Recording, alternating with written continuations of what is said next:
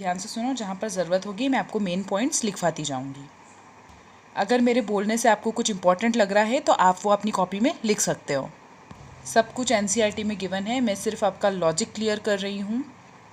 मैं आपको वही पढ़ाऊँगी जो एग्जामिनेशन में पूछते हैं या जो पूछे जा सकते हैं। कुछ आउट ऑफ सिलेबस हम नहीं पढ़ेंगे, थोड़ा बहुत एक्स्ट्रा है तो वो मैं आपको खुद बताऊँगी। चलिए let's begin with the chapter students. Chapter का 1 है, नाम है द लिविंग वर्ल्ड। चैप्टर के नाम से आपको समझ में आ रहा होगा ऐसा संसार, ऐसा वर्ल्ड जिसमें सब लिविंग है। बहुत इजीली चैप्टर का नाम रख दिया द लिविंग वर्ल्ड। अब अपन कैसे समझे कि ये चीज़ लिविंग है और ये चीज़ नॉन लिविंग है। जो चल रहा है, जो सांस ले रहा है, ठीक है, वो लिविंग है। जो जन्मेगा भी मरेगा भी वो क्या है, लिविंग ऑर्गेनिजम्स हैं, और वो किसके अंदर आते हैं, द लिविंग वर्ल्ड के अंदर आते हैं। अब जो मर गया क्या वो नॉन लिविंग है? क्या वो चेयर बन जाएगा या वो कोई भी ऐसी थिंग बन जाएगी? वो चलेगा नहीं, वो फिरेगा नहीं। अब इन्हीं सब चीज़ों को, यही डाउट्स को हमको कौन क्लियर करेगा? The living world chapter clear करेगा। अब क्या सिर्फ हम ही आते हैं क्या लिविंग वर्ल्ड की कैटेगरी में? प्लांट्स आते हैं, ठीक है, छोटे छोटे इंसेक्ट्स आएंगे लिविंग वर्ल्ड की कैटेगरी के अंदर, ठीक है, आपके माइक्रो ऑर्गेनिजम्स आएंगे। अंडरस्टैंड? बहुत सारी ऐसी चीज़ें हैं जो क्या है, सब लिविंग है। आपने 9th-10th के अंदर प्लांट किंगडम, एनिमल किंगडम पढ़ा था, हम यहाँ पर उसी की बात कर रहे हैं। अंडरस्टैंड? यहाँ पे भी वही आएगा, kingdom, phylum, class, order, gene, species, सब कुछ वापस रिकॉल होगा, लेकिन आपको ये देखना है कि इसका लिंक कैसे बैठेगा। यहाँ पर भी हम क्लासिफिकेशन की बात करेंगे, सिस्टमेटिक्स की बात करेंगे। अब अगर आज आप अपनी बायोडाइवर्सिटी को देखो, बायोडाइवर्सिटी का मतलब क्या होता है? बायो का मतलब होता है लिविंग और डाइवर्सिटी का मतलब होता है कि फैला हुआ है। अब आप जहाँ भी देखोगे एक नए किस्म का आपको आदमी मिलेगा, नए चेहरे का आदमी मिलेगा, ठीक है, नए बिहेवियर का मिलेगा, एक नए कैरेक्टर का मिलेगा। आपकी एनसीईआरटी के अंदर एक इंट्रोडक्शन दे रखा है बायोलॉजी के बारे में। अब ये बायो वर्ड जो आ रहा है यहाँ पर, इसका मतलब ये है कि साइंस की स्टडी। बायोलॉजी का मतलब ये होता है कि आप क्या करते हो, इसमें साइंस की स्टडी करते हो। आप लोगों ने बायो सब्जेक्ट लिया है तो आपने इसलिए लिया है क्योंकि आपको बायो सब्जेक्ट में कुछ आगे फील्ड में जाना है, ठीक है, बायोलॉजी लेके आपको आगे फील्ड चूज़ करनी है, ठीक है। तो हम ये कह सकते हैं biology is the branch of science which deals with the living organisms. मतलब ऐसा संसार जिसमें हमें जीवित लोगों के बारे में पढ़ना है, लिविंग ऑर्गेनिजम्स के बारे में पढ़ना है, जीवित जनसंख्या के बारे में पढ़ना है।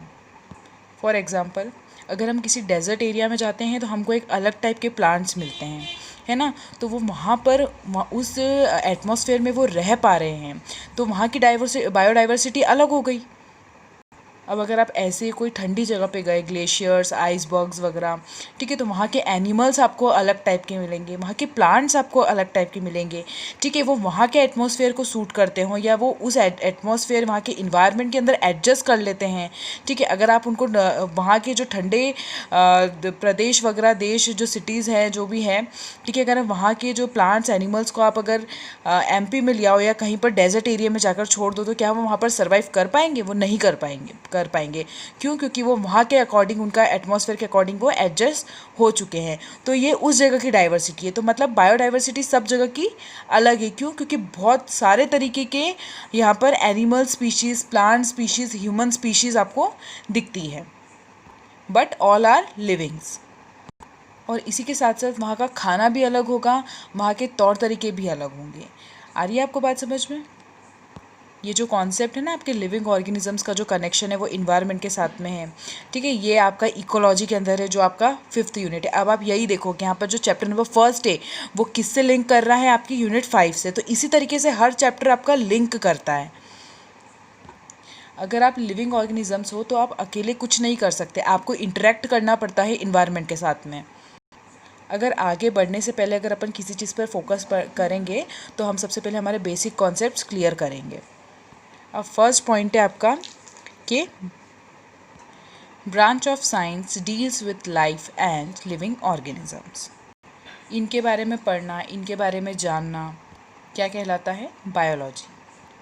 अगर बायोलॉजी को हम शॉर्ट फॉर्म में लिखें तो हम लिख सकते हैं साइंस ऑफ लाइफ। किसको? बायोलॉजी को। अंडरस्टैंड? अब आप लोग ये सोच रहे हो कि ये सब किसने देखा। अब ऐसा यहाँ पर नहीं कि किसी ने बोल दिया या कोई ऐसा कोई शक्ति है और जिस उसने बोला कि इसका नाम बायोलॉजी रख देते हैं, इसके अंदर ऐसा ऐसा होता है तो हम इसको बायोलॉजी बोलेंगे।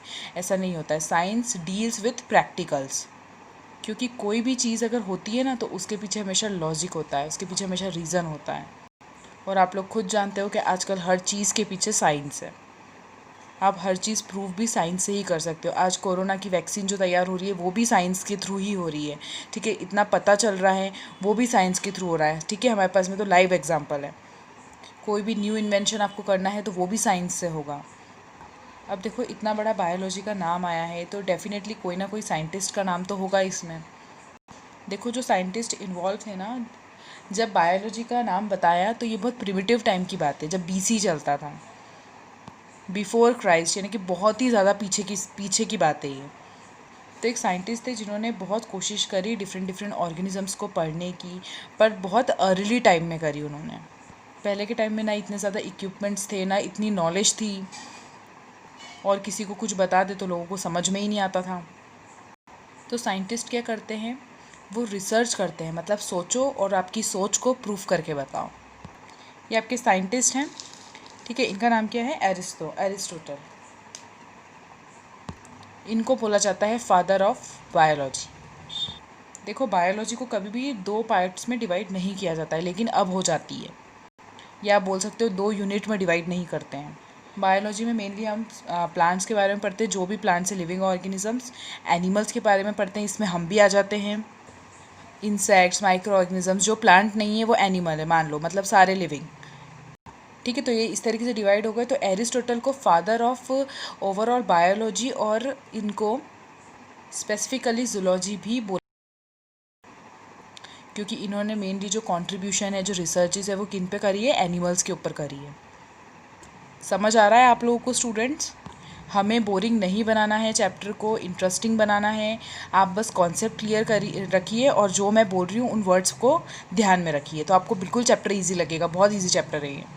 हमें बस शॉर्ट पॉइंट्स तैयार करने हैं रिवीजन के लिए, ठीक है। बाकी फालतू कुछ नहीं लिखना है, ठीक है। Father of biology and zoology. अब ये फादर ऑफ बॉटनी भी रहा होगा, जब जूलॉजी है तो बॉटनी भी होगा। तो स्टूडेंट्स एक साइंटिस्ट आए थे, थियोफ्रेस्टस, ठीक है। एरिस्टोटल, थियोफ्रेस्टस, इनको father of biology and botany कहा गया, ठीक है। हिंदी में हम जूलॉजी को बोलते हैं ना जीव विज्ञान। आ रही है आपको बात समझ में? मतलब जहाँ पर हम पर्टिकुलरली किसी एक चीज़ पर स्टडी करेंगे, वहाँ पर जैसे यहाँ पर जूलॉजी के अंदर आपके एनिमल्स की स्टडी होती है अलॉन्ग विद बायोलॉजी, ठीक है। और थियोफ्रास्टस ने किसके फादर बोला गया इनको, बॉटनी के। तो यहाँ पर हम बॉटनी किसके लिए होती है स्पेसिफिकली, यहाँ पर आपकी प्लांट्स की स्टडी होती है, ठीक है, विथ बायोलॉजी। और बॉटनी को हिंदी में बोलते हैं वनस्पति विज्ञान। सबसे पहले हमको इस चैप्टर में इंट्रोडक्शन पार्ट में देखना है कि what is living and what is life and what is living. फिर आपका आएगा characteristics of living being, then आपका बायोडाइवर्सिटी आएगा, ठीक है। फिर आपके कुछ इंपॉर्टेंट टर्म्स, जैसे आपके इंपॉर्टेंट टर्म्स के अंदर आ गया क्लासिफिकेशन, टेक्सोनॉमी के अंदर भी बहुत सारे पार्ट्स है, वो हम आगे डिटेल में पढ़ेंगे। फिर आपका नॉमेनक्लेचर आ गया, सिस्टमैटिक्स तो इस चैप्टर का ही एक पार्ट है। फिर देन आपका आ गया टेक्सोनॉमिकल एड्स, इसमें आपको कुछ एग्जांपल्स हैं।